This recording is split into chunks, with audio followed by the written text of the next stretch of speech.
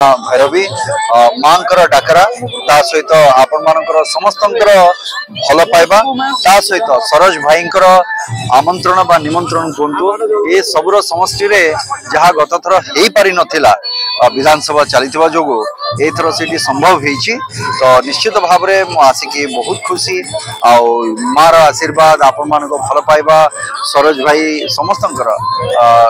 ए सब जिनस आज टाणिकी नहीं आछि मते पुराना कटक को पंचम राज्य स्तरीय माँ भैरवी महोत्सव 2025 को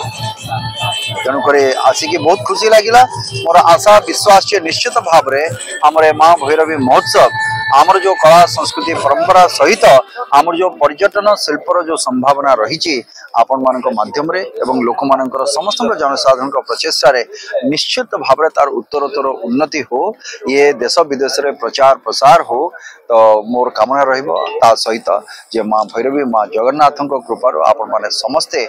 भले रुहतु खुशी रुहतु शांति रुहतु एवं सुस्थ रुहतु एतिकी कामना करी।